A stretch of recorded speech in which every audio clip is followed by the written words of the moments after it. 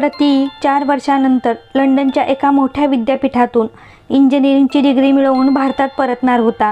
तो भारतात येण्यासाठी फार उत्साही होता, कारण त्याला आपलं घर, आईवडील आणि विशेषतः आजी आजोबांची खूप खूप आठवण येत असे आणि कधी घरी जाऊन सगळ्यांना भेटतोय असं त्याला झालं होतं. प्रतीक हा त्याच्या आजी आजोबांचा फार लाडका होता. त्याची आजी त्याचे फार लाड करायची, त्याचे सर्व हट्ट पूर्ण करायची. तर आजोबा पण त्याच्या मित्रासारखेच त्याच्यासोबत मजा मस्ती करायचे आणि त्याचे लाडही करायचे. त्याला आईवडिलांपेक्षा आजी आजोबांचा जास्त लळा होता. जेव्हा कधी त्याला आई बाबा ओरडा किंवा मार द्यायचे तेव्हा आजी आजोबा त्याला वाचवायचे. शाळेत असताना प्रतीक एकदा खूप आजारी पडला होता. डॉक्टरांच्या औषधाचा परिणाम होत नव्हता. त्याचा ताप काही केल्या कमी होत नव्हता. अर्ध्या रात्री औषध आणायला आजोबा तालुक्याला जाऊन आले तेव्हा त्याचे आजी आजोबा रात्रभर बसून त्याची काळजी घेत होते. प्रतीकला या सर्व गोष्टी आठवून त्याचं मन भरून येत होतं. उच्च शिक्षणासाठी प्रतीकची इंग्लंडच्या मोठ्या विद्यापीठात स्कॉलरशिपसाठी निवड झाली. तो परदेशात जाणार आहे हे समजल्यापासून आजीच्या डोळ्यातून अश्रू थांबत नव्हते. आजोबांचे पण मन लागत नव्हते. प्रतीकला जाताना आजीने मिठी मारली. ती त्याला म्हणाली, तू इथे नसल्यावर आता आम्हाला कसं करमणार? तू लवकर तुझं शिक्षण पूर्ण करून मोठा साहेब हो आणि मग पुन्हा तुझ्या आजी आजोबांचा या उतरत्या वयात आधार हो. आजी सुमनबाई आणि आजोबा बापूसाहेब यांना त्यांचा लेक महेश आणि सून कल्पना फारसे बरे पाहत नव्हते. सूनबाई नेहमी किरकिर करत असायची. सासू सासऱ्यांबद्दल नवऱ्याचे म्हणजेच महेशचे कान भरत राहायची. त्यामुळे तो सुद्धा त्यांच्यासोबत धड वागत नसे. प्रतीकला आताही सर्व काही आठवत होतं आणि तो त्यांना भेटण्यासाठी उतावळी झाला होता. पण लंडनमधून निघण्यापूर्वीच त्याला मुंबईच्या एका मोठ्या मल्टीनॅशनल कंपनीची ऑफर आली आणि त्याला मुंबईत इंटरव्ह्यूसाठी बोलवण्यात आलं होतं. म्हणून तो मुंबई एअरपोर्टला उतरून लगेच त्या कंपनीत इंटरव्ह्यूसाठी गेला आणि पुढील जॉईनिंग फॉर्मॅलिटीसाठी 2-3 दिवस थांबणार होता. प्रतीकचे विमान मुंबई विमानतळावर उतरले आणि तो थेट त्या कंपनीत इंटरव्ह्यूसाठी गेला. युरोपातल्या मोठ्या विद्यापीठातून इंजिनिअरिंग पूर्ण करून आल्याने त्याला त्या कंपनीत जॉब मिळाला आणि बाकी फॉर्मॅलिटी करण्यासाठी त्याला आणखी काही दिवस मुंबईतच राहावं लागणार होतं. म्हणून कंपनीने त्याची राहण्याची सोय एका हॉटेलमध्ये केली होती. प्रतीक शिकायला परदेशात गेल्यानंतर इकडे बापूसाहेब आणि सुमनबाई फार एकटे पडले होते. त्यांची तब्येतही आता बरी नसायची.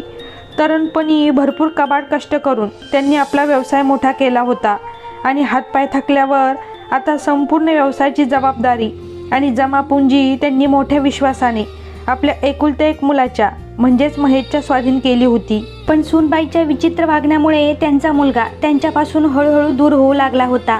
प्रत्येक गोष्टीत सूनबाई सासू सासऱ्यांना घालून पाडून बोलायची. नवऱ्याकडे त्यांच्याबद्दल उणीधुणी करत असायची. बापूसाहेब आणि सुमनबाई देखील मुलगा आणि सुनेच्या या वागण्याला कंटाळले होते.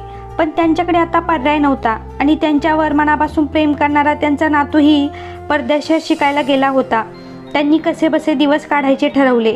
मात्र एकदा त्यांच्या सुनबाईसोबत त्यांचे जोरदार भांडण झाले आणि सुनबाईने बापूसाहेब आणि सुमनबाईला धक्काबुक्की केली. अपमान सहन न झाल्याने बापूसाहेबांनी खूप टेन्शन घेतलं आणि ते आजारी पडले. सुमनबाई त्यांना दवाखान्यात घेऊन गेल्या. डॉक्टरांनी त्यांना शुगरचा त्रास असल्याचे सांगून औषधे देऊन आराम करायला सांगितला. डॉक्टरांकडून येताना बापूसाहेबांना चक्कर येऊ लागली.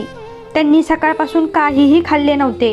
त्यामुळे त्यांची शुगर कमी झाली असल्याने सुमनबाईंनी त्यांना जवळच्या हॉटेलमध्ये चहा नाश्ता खाऊ घालण्यासाठी नेले. मात्र ही बाब त्यांच्या सुनबाईला समजताच तिने आग पाखड चालू केली. ती नवऱ्याला म्हणाली, बघा तुमचे म्हातारी बाहेर जाऊन हॉटेलमध्ये चमचमीत खात आहेत आणि घरी तब्येत बरी नसल्याचे सांगून उपाशी झोपल्याचं नाटक करत आहेत. आता मात्र बापूसाहेबांचा संयम सुटला आणि त्यांनी मुलगा आणि सुनेला चांगलेच सुनावले. यावर कल्पनाला अतिशय राग आला आणि तिने महेशला धमकी दिली की आता या घरात एकतर तुमचे आईबाप राहतील किंवा मी. तुम्ही त्यांची व्यवस्था इतर कुठेही करा, नाहीतर एक दिवसही मी इथे राहू शकत नाही. त्यावर महेश 2 मिनिट विचार करत म्हणाला, तू टेन्शन घेऊ नकोस. मी एक प्लॅन केला आहे. त्यानुसार मी त्यांची व्यवस्था बरोबर लावतो. घरातील वातावरण अतिशय खराब झाले होते. महेशसुद्धा आपल्या बायकोचीच बाजू घ्यायचा. तसंही आता बापूसाहेब थकले होते आणि त्यांनी आपल्याकडची सर्व संपत्ती आणि पैसा मुलाच्या स्वाधीन केल्याने हतबल होते. त्यांना 100-200 रुपयांसाठीही मुलगा आणि सुनेकडे हात पसरावे लागत होते. सुनबाई मात्र स्वतः 1000 रुपयांची शॉपिंग करायची, पण सासू सासऱ्यांवर 100 रुपये खर्च करणं म्हणजे तिला उधळपट्टी वाटायची. एक दिवस अचानक सुनबाई आणि मुलाने सुमनबाई व बापूसाहेबांना बोलावले आणि त्यांना सांगितलं की तुमची तब्येत आता बरी नसते, म्हणून मी तुम्हाला मुंबईच्या एका मोठ्या हॉस्पिटलला घेऊन जाणार आहे. तिथले डॉक्टर माझ्या ओळखीचे आहेत. ते तुमचे डायबिटीस आणि संधिवातावर चांगले उपचार करतील. कधी घोडभर चहा करून न देणारी सुनबाई आणि आपला मुलगा एवढे समजूतदार कसे काय झाले याचं कोडं त्यांना पडलं. पण त्यांच्यावर विश्वास ठेवून बापूसाहेब आणि सुमनबाई त्यांच्यासोबत मुंबईला जायला तयार झाले. मुलाच्या म्हणण्यानुसार कदाचित उपचारासाठी 2-3 दिवस राहावे लागेल, म्हणून त्यांनी काही कपडे सोबत ठेवले होते. सांभाळून ठेवलेले पैसेही सोबत घेतले होते. मुलगा महेश आणि सुनबाई कल्पना यांच्यासोबत ते दोघे मुंबईच्या त्या मोठ्या हॉस्पिटलसमोर पोहोचले.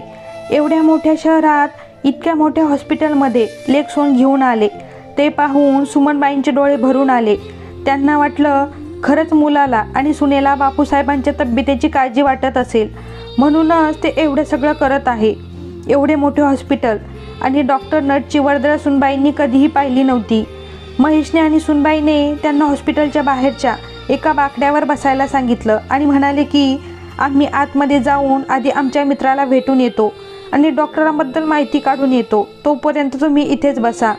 असे बोलून ते दोघे तिथून निघून गेले. बराच वेळ झाला होता. सुमनबाई आणि बापूसाहेब त्या दोघांची वाट पाहत बसले होते.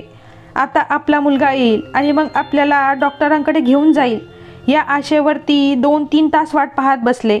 पण ना मुलगा त्यांना घ्यायला आला ना त्यांची सून. आता संध्याकाळ होत आली होती, म्हणून बापूसाहेब त्यांची चौकशी करू लागले. ते जेव्हा एका वॉचमनला विचारू लागले तेव्हा तो म्हणाला की कदाचित तुमच्यासोबत आलेले ते दोघे गेटमधून एका गाडीत बसून निघून जाताना मला दिसले होते. याचा अर्थ आता बापूसाहेबांच्या लक्षात आला होता की आपला मुलगा आणि सून आपल्याला मुंबईसारख्या मोठ्या शहरात उपचारासाठी नव्हे तर आपल्यापासून सुटका मिळवण्यासाठी घेऊन आला होता आणि म्हणूनच त्याने आपल्याला इथे सोडून तो निघून गेला आहे. या वयात असहाय्य असलेल्या म्हाताऱ्या आईवडिलांचा एक क्षणही विचार न करता पोटचा पोरगा आपल्याला भीक मागण्याच्या अवस्थेत सोडून गेला आहे, हा विचारच त्यांना सहन होत नव्हता. जेव्हा सुमनबाईंना हे सर्व समजते तेव्हा त्या बापूसाहेबांच्या खांद्यावर डोकं ठेवून रडू लागतात आणि म्हणतात की किती नशीब वाईट आहे आपलं. आयुष्यभर कष्ट आणि संघर्ष करून आपण आपल्या मुलाला लहानचा मोठा केला आणि त्यानेच आपल्याला हा दिवस दाखवला. आता अंधार पडू लागला होता. तसे त्यांच्याकडे थोडे पैसे होते. कदाचित बापूसाहेब आपल्या मुलाला फोन करू शकले असते किंवा तिथून बसने गावी पोहोचू शकले असते, पण आता त्यांचा स्वाभिमान दुखावला गेला होता, म्हणून त्यांनी कधीही मुलाकडे न जाण्याचा निर्णय घेतला. त्यांनी रात्रभर रडत तिथेच बाकड्यावर रात्र घालवली. हॉस्पिटलच्या वॉचमननेही त्यांना तेवढी रात्र तिथे राहण्याची परवानगी दिली, पण दुसऱ्या दिवशी सकाळी त्याने त्यांना तिथून जायला सांगितलं. दुसऱ्या दिवशी त्यांनी जवळच्याच एका हॉटेलात तोंड धुवून चहा नाश्ता घेतला. 2-4 दिवस पुरतील एवढे पैसे त्यांच्यासोबत होते. त्यात त्यांनी कसेबसे दिवस काढले. पण आता मात्र त्यांच्याकडचे सगळे पैसे संपले होते. म्हणून सुमनबाई त्या हॉटेल मालकाकडे गेल्या आणि त्याला म्हणाल्या की दादा, तुमच्याकडे काही काम असेल तर मला सांगा, मी ते करेल. त्या बदल्यात मला आणि माझ्या नवऱ्याला 2 वेळा चहा आणि किमान 1 वेळ जेवण द्या. त्या हॉटेल मालकाला त्या दोघांची परिस्थिती पाहून दया आली आणि त्याने हॉटेलचे सर्व भांडे घासण्यासाठी आणि सकाळ संध्याकाळ हॉटेलची सफाई करण्याच्या बोलीवर त्या दोघांना तिथे ठेवून घेतले. एक दिवस प्रतीक ऑफिसवरून हॉटेलकडे एका कॅबने जात होता. तेव्हा रस्त्याच्या कडेला एका हॉटेल बाहेर त्याला त्याचे आजी आजोबा सारखे दिसणारे जोडपे भांडे घासताना दिसले. पण आपल्याला आजी आजोबांची खूप आठवण येत असल्याने कदाचित भात झाला असावा असे समजून त्याने दुर्लक्ष केले आणि मनोमन विचार केला की माझे आजी आजोबा माझ्या गावापासून दूर 300 किलोमीटर अंतरावर या मोठ्या शहरामध्ये कशाला येतील. पण त्याचं मन बेचैन झालं, म्हणून त्याने ड्रायव्हरला सांगून कॅब मागे घ्यायला सांगितली. त्या हॉटेलजवळ जाऊन तो उतरला आणि त्या म्हाताऱ्या जोडप्याकडे चालत जाऊ लागला. पाहतो तर काय, ते खरोखरच त्याचे आजी आजोबाच होते. थोडा वेळ त्याचे डोके चक्रावले आणि त्याला विश्वासच बसत नव्हता. म्हणून तो त्यांच्याजवळ जाऊन उभा राहिला आणि खात्री होताच त्याने आवाज दिला, आजी, तू इथे काय करत आहेस? आपल्या नातवाचा आवाज ऐकता सुमनबाई आणि बापूसाहेब मागे वळून पाहतात आणि प्रतीकला बघताच त्याला मिठी मारून रडू लागतात. तो त्यांना धीर देऊन शांत करतो आणि त्यांची विचारपूस करतो. प्रतीकला आजी आजोबांची ही अवस्था पाहून आपल्या आईवडिलांचा अतिशय राग येतो. त्यानंतर प्रतीक त्यांना सरळ तो राहत असलेल्या हॉटेलवर घेऊन जातो आणि आपल्यासोबत तिथे राहण्याची व्यवस्था करतो. आजोबांना दवाखान्यात नेऊन त्यांची ट्रीटमेंट सुरू करतो. 2-3 दिवस आजी आजोबांना उपचार घेऊन बरे वाटेपर्यंत त्यांच्यासोबतच राहतो. मग मात्र त्यांना तिथेच हॉटेलवर ठेवून तो गावी जाण्याचा प्लॅन बनवतो. त्याने आजी आजोबांना मुद्दामच सोबत घेतलं नव्हतं. तो जेव्हा घरी पोचला तेव्हा तो त्याच्या आईकडे आजी आजोबाबद्दल चौकशी करू लागतो. तेव्हा त्याची आई त्याला उडवाउडवीचे उत्तर देते आणि म्हणते की ते आपल्या एका नातेवाईकाकडे काही दिवस राहण्यासाठी गेले आहेत. ते आम्हाला न सांगता कुठेही फिरतात, त्यामुळे मला नक्की माहीत नाही. प्रतीकला नक्की माहीत होतं त्याची आई खोटं बोलत आहे आणि विशेष म्हणजे ते आता कुठे आणि काय अवस्थेत आहे याचंही त्यांना काही घेणं देणं नव्हतं. म्हणून त्याला अजूनच जास्त वाईट वाटतं. मग प्रतीक त्याच्या आईवडिलांना म्हणजेच महेश आणि कल्पनाला म्हणतो, आई बाबा, मी तुमच्यासाठी एक सरप्राईज ट्रिप प्लॅन केली आहे. मी तुम्हाला परदेशात फिरायला घेऊन जाणार आहे, म्हणून तुम्ही उद्या सकाळी तयार राहा. प्रतीकला त्याच्या आईवडिलांची चूक त्यांच्या लक्षात आणून द्यायची होती. म्हणून परदेशात जाण्याच्या बहाण्याने त्याने त्यांना विमानतळावर नेले. त्यांना तिथे सोडून बोर्डिंग पास आणण्याच्या नावाखाली तिथून निघाला आणि सरळ आजी आजोबांकडे हॉटेलमध्ये निघून आला. दिवसभर हॉटेलमध्येच आजी आजोबांसोबत थांबला.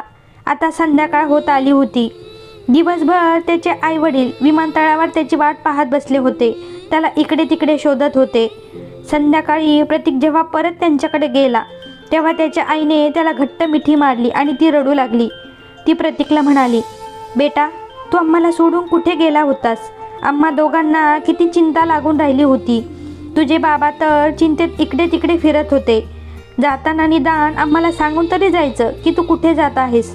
तू आम्हाला असंच एकट्याने सोडून गेलास. आईचं हे सर्व बोलणं ऐकून प्रतीक आता आईला म्हणाला, काय आई, तू असं का बोलत आहेस?